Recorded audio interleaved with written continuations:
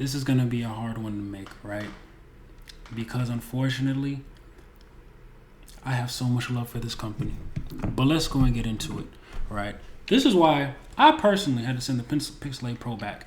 And to be honest with you, if you're a buying customer, you should probably not buy that phone either, right? Okay, so let's go and start with it. Now, for me, right, I'm team iPhone everything. So I got a 13 Pro Max. I got I don't have it with me right now. I got an Apple Watch SE, an iPad Pro, got AirPods Maxes, Apple TV, the whole shebang. Now, just hearing that, you're probably like, why would we trust his opinion? He's so biased. I feel like what people don't recognize or realize about people who buy into the Apple everything, it's because it works. I'm still open to buying other technology. It really just so happens to be that Apple just happens to work. Like, for example, for my computer, I have a MacBook, right? For in the future, if I need a job that is only going to require then it's mandatory that I have a PC, guess what? I'll be buying a PC. I'm recording this video right now on a PC. So, the brand don't really matter to me. It's more about accomplishing the job. And at the end of the day, it just so happens that for me, Apple does that stuff better. Now, with that being said, the reason I wanted to try Android is because the last time I'd been on Android was probably 2019, like my freshman year in college, right? Great time, for sure. At that time, I had a Pixel 2 XL. Then I went to an iPhone XS. Then I went to a Galaxy S9. And I won't hold this against Galaxy because I bought it used and it was locked to being in the United Arab Emirates. I couldn't even use it. I couldn't use it for the majority of things that would be really cool. I couldn't use it for Samsung Pass or whatever. But like I said, I'm not holding that against Samsung. That's my fault for buying a product from a whole other country and not double checking GM codes or whatever it was at the time. I don't remember. So what I'm basically saying is I've been on iOS for the past like 4 or 5 years, but I always like Android. And the main reason I ever even was on iPhone, and I'm still on to this day, the main reason that got me into it was definitely iMessage and FaceTime. I didn't want to break, I'm in the US, I didn't want to break no group chats, and I wanted to be able to call my friends on FaceTime. It's that simple. I know, it's crazy, right? How can somebody buy a phone for the purpose of being better able to communicate with their friends and families? I know that's a crazy concept nowadays. I know. But that's what it was at the time, right? So, the reason why I wanted to change is I had been seeing in the news, of course, a whole bunch of 2 major factors.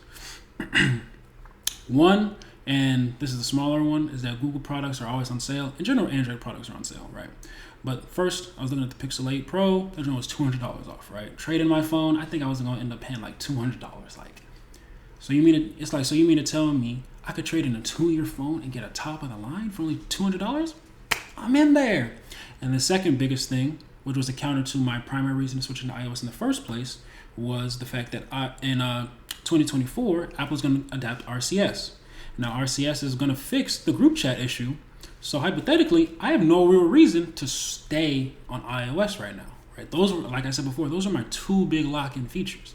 So for my first gander into the Android world, or back into it, of course, I'm going with the Pixel. I see the ads, I see the AI learning, I see all of that. I'm like, oh yeah, I'm in there. So, ordered the phone.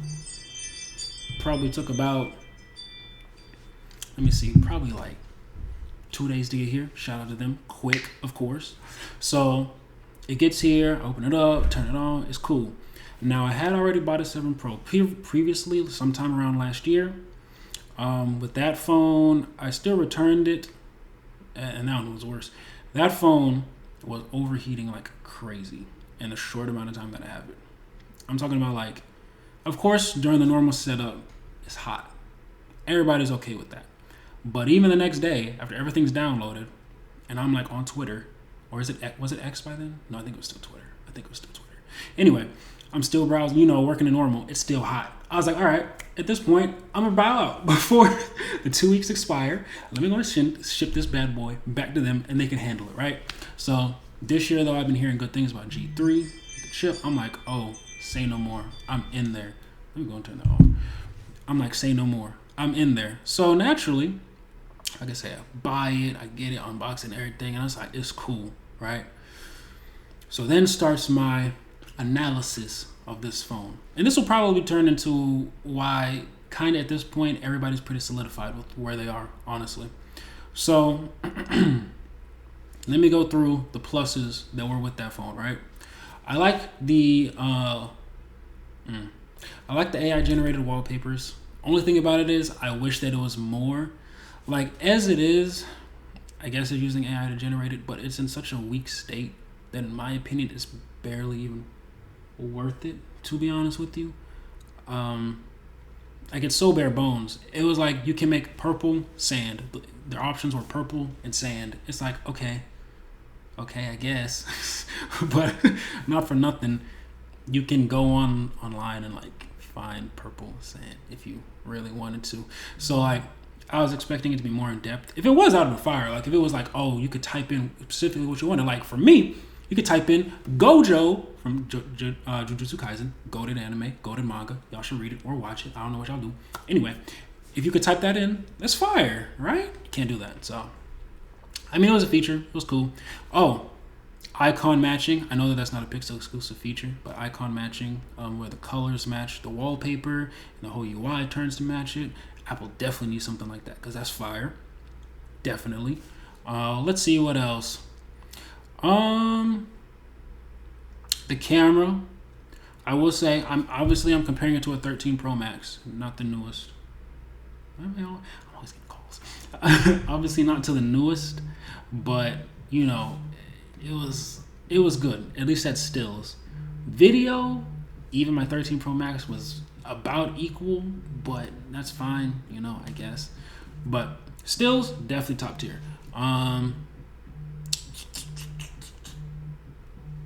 It had power share. We could charge things on the back of it. That was cool. I know they showed a lot of AI features. To be honest, I didn't really care for any of them. And this, I'm gonna save it. It was cool. I'll double back to it, but it was cool. That might be about it for the positives, right? Or the things that really stood out to me as really good. Now let's get into, I don't say the negatives, but the things that I probably just didn't like. So negatives. So there really is only like two that I would say are glaring, right? And these are the main reason why I sent the phone back. So first, and it's probably the lighter issue, is the fact that the G3 is really underpowered, right? And I had been watching, and I borderline feel like a lot of reviewers are paid by Google to just not talk about the processor, or to say shit like, oh dang, it's fine, or to say stuff like, oh, it doesn't matter, it's fine, it's good enough to do everything anyway. So it's not like you're not gonna notice its shortcomings compared to either the Apple chip A17 or the Snapdragon 8 Gen 2. You're just not gonna notice. That's what they say, right? They're just like, oh, it's fine. You won't notice it. Yes, you will. So for the longest, I've been playing a game, and I guess it's gonna be my new benchmark going forward, is Alien Isolation, right? Keep in mind, Alien Isolation came out, I want to say, in like 2019 for mobile. For PC and consoles, I think it came out in like 2015. So keep in mind that this is a years old game. So on my iPhone, right, I have 3 modes. I have fidelity, I have performance, and I have battery saver, right? On the Pixel, you only get 2. You get performance and battery saver. Fidelity and battery saver. Now I'm like, okay, a little weird, but it's fine. It's fine. So, let's compare and contrast, since I still got both phones before I send one back, right? And keep in mind, this is a paid app for $12 on both platforms, right? That's fine. Doesn't really matter. I'm just saying you have to pay for it. Okay, so I pull up the fidelity. For those of you who don't know, fidelity is supposed to be the 4K 60. This is the mode that you put on when you're like trying to showcase the graphical and all that type of stuff, right? So I pull it up on both the Pixel and the iPhone 13 Pro. When I tell you the disparity was huge, it was like the Pixel 8 Pro was looking crazy. I don't have any other word to describe it but foggy. Like, I was really watching it and I was like, this is impossible. I was like, oh, it's like bad. It's really underpowered. So, I switched to the other modes, because keep in mind, I put the iPhone on fidelity. I don't usually play my games at 30 FPS, so I put it on performance on my iPhone. So it's either 60 or 120. I can't differentiate with my eyes while I'm mid game if there's not a counter. I mean, I think it's upwards of 60, but I might be wrong. So whatever. Even on performance, where it's prioritizing FPS, it was still looking way better than it was on fidelity on the Pixel. I was like, wait. I'm like, this game is years old, right? What's going on? So, boom, there's that. And this is to say nothing of the fact that upon starting this game, the Pixel said, hey, or, well, I guess the developers of Alien Isolation, they put a thing in there and said, hey, by the way, this game is not optimized for this phone, so you expect bugs, glitches, crashes, expect it to not look well. I'm like, is Google not one of the top companies? How is it not optimized for a Pixel product?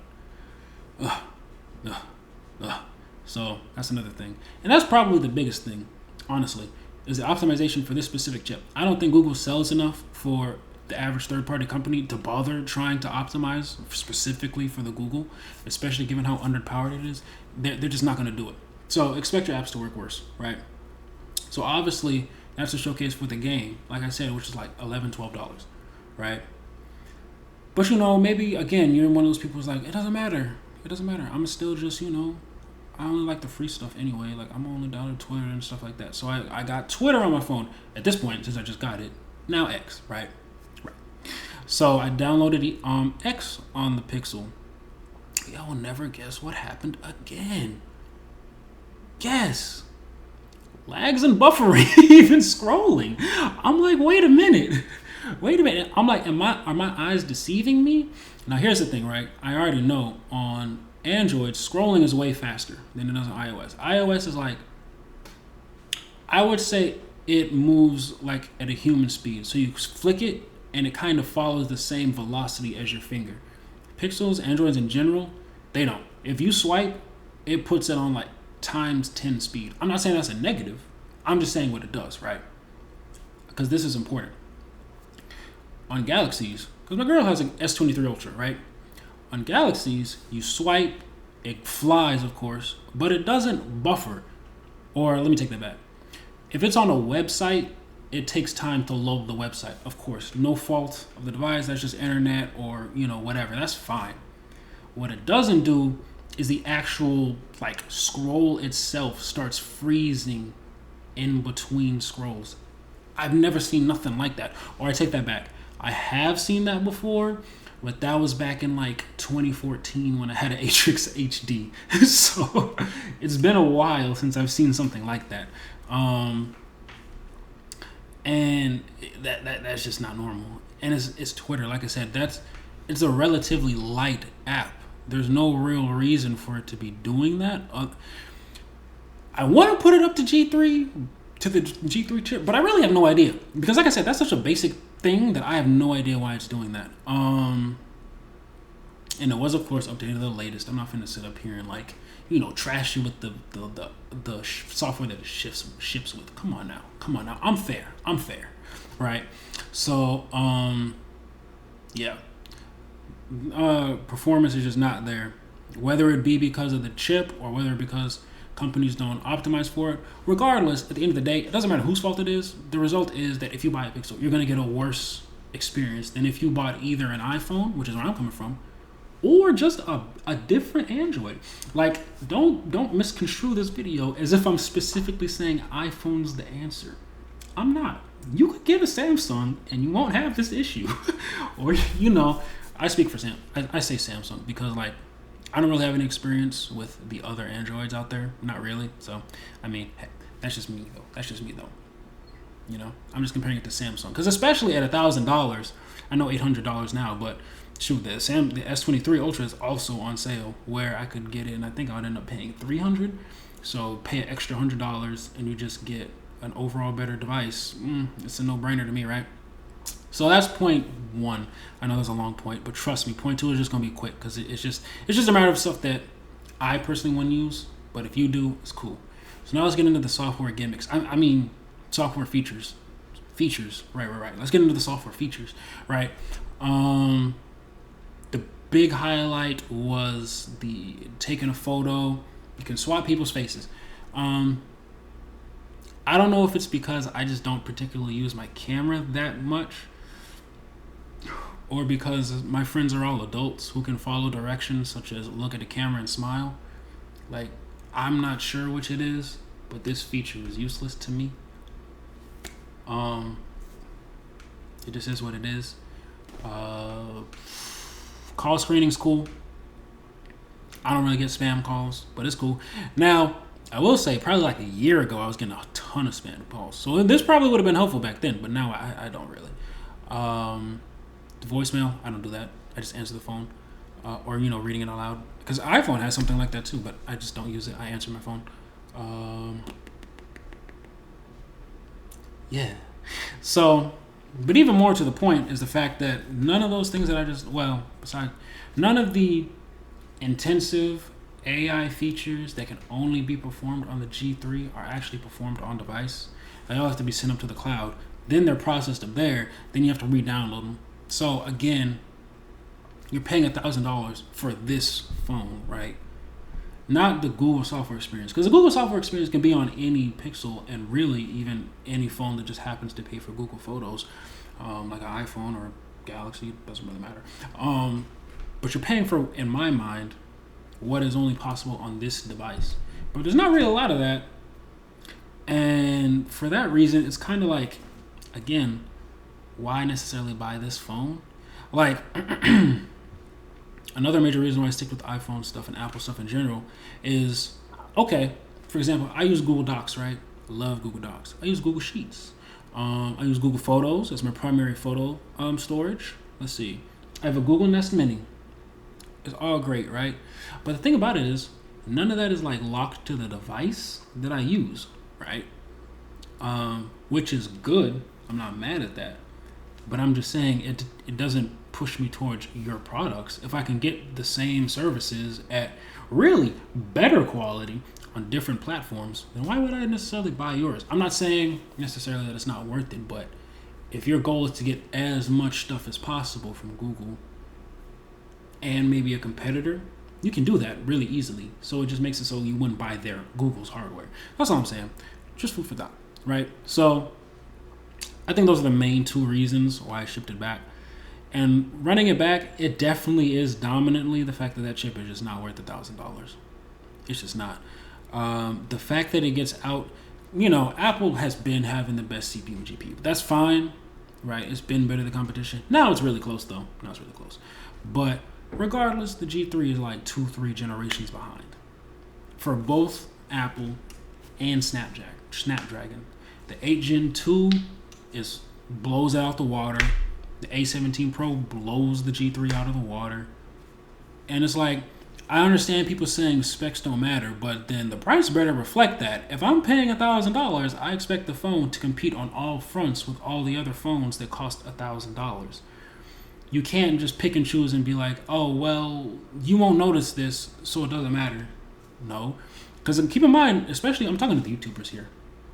They're the same people who are mad that the 15 and 15 Plus still only have 60 hertz, even though most people aren't going to be able to notice the difference. So you'll get mad about that. But everybody is just like the CPU and GPU, a main thing in a computer, period. Oh, it's fine that it's underpowered. It's cool.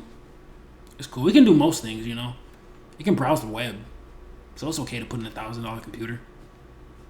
What are you talking about? It's just ridiculousness. So, I mean, yeah, that's just my general thoughts on the Google Pixel. I wouldn't buy it. And again, I'm not necessarily saying buy an iPhone. I'm just saying don't buy them. You could buy, a Samsung. Which I do think is probably, it's either Samsung or iPhone. And really, even though I have Apple everything, I'm currently leaning heavier towards Samsung. If you don't care about iMessage and FaceTime, I'm pretty solid in saying get a Samsung. I'm pretty solidly in the camp of saying get a Samsung. So, yeah. Besides that, I have really nothing else to say about the Pixel other than just don't buy it. So, on that note, I'm going to see y'all later. Bye.